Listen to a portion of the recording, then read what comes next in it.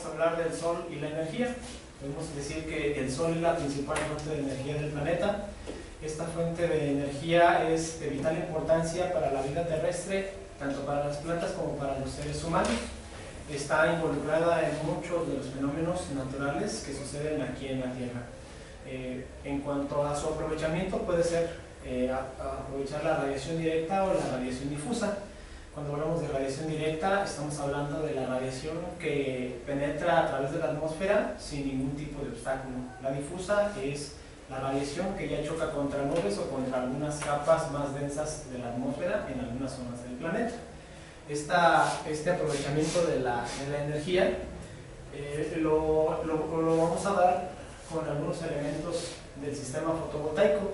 Como tal, el sistema fotovoltaico tiene varios elementos que son necesarios para su funcionamiento.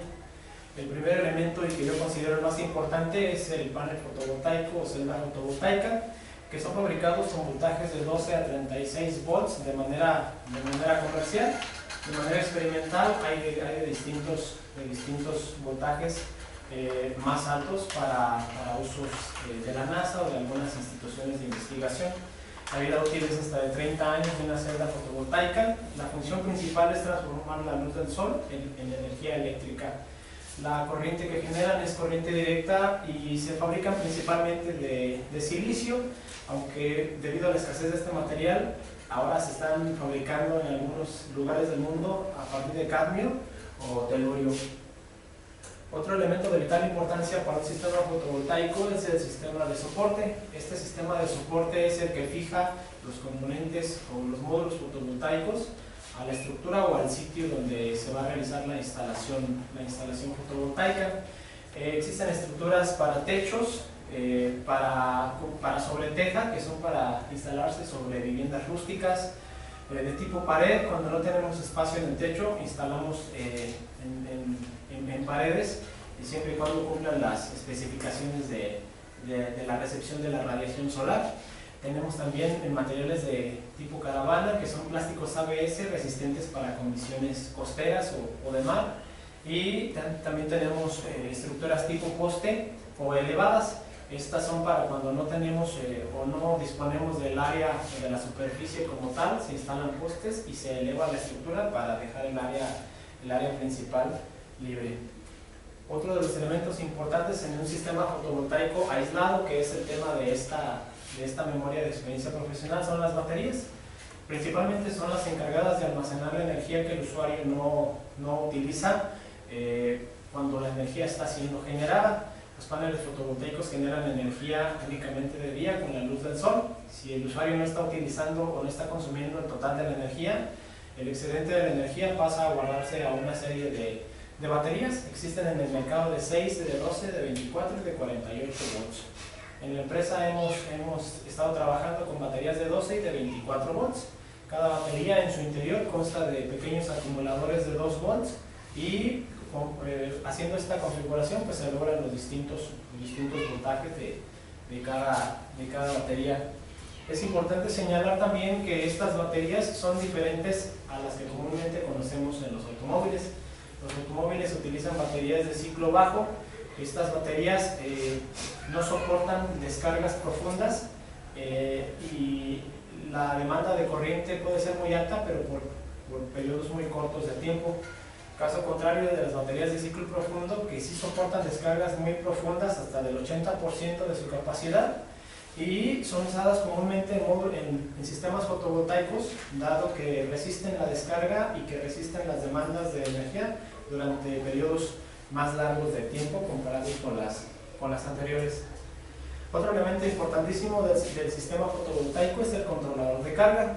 Este controlador de carga tiene varias funciones, entre ellas está monitorear el estado de las baterías, prevenir que se descarguen de manera excesiva o que se sobrecarguen, controla también la entrada de corriente que viene de los paneles solares y mantiene el nivel de tensión del sistema dentro de los parámetros adecuados. Para esto existen dos tipos principales de controladores de carga. Existen los MPPT, que sus siglas en inglés significan Maximum Power Point Tracking. Este tipo de controlador lo que hace es monitorear los puntos óptimos de corriente y voltaje y hace una modulación de cualquiera de las dos variables para buscar entregar la potencia máxima disponible en ese momento en el sistema fotovoltaico. El controlador PWM o Pulse Width Modulation por sus siglas en inglés, él permite el paso total de la corriente de los paneles solares siempre y cuando el voltaje del sistema se mantenga dentro de un rango determinado, ya sea por el usuario o que venga predefinido en el equipo. Si el voltaje está por debajo del nivel mínimo, la entrada de corriente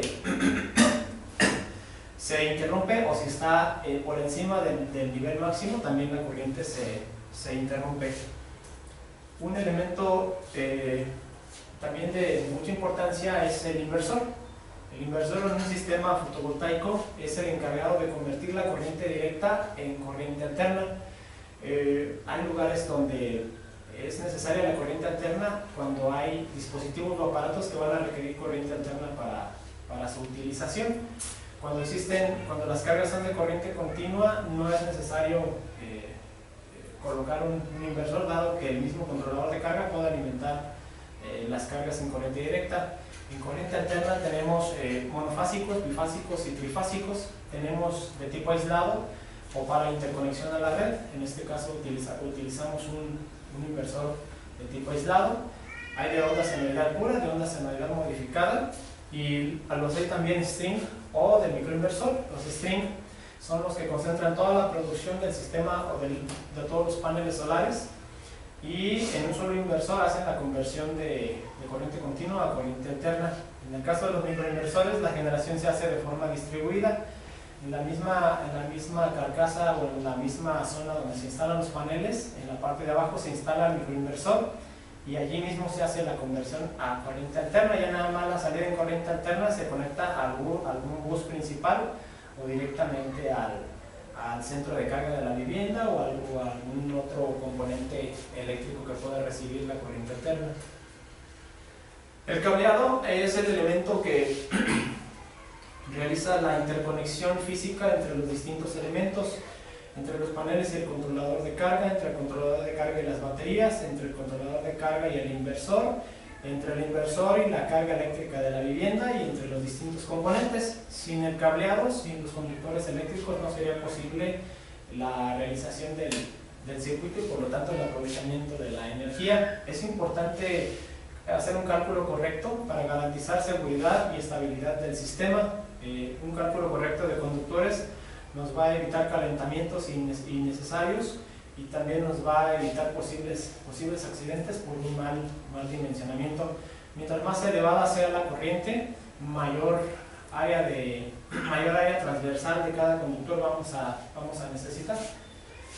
Las protecciones eléctricas son los elementos destinados, precisamente como su nombre le indica, a proteger al usuario de contactos directos o contactos indirectos. Estos contactos directos pueden darse cuando el usuario toca elementos que están normalmente energizados.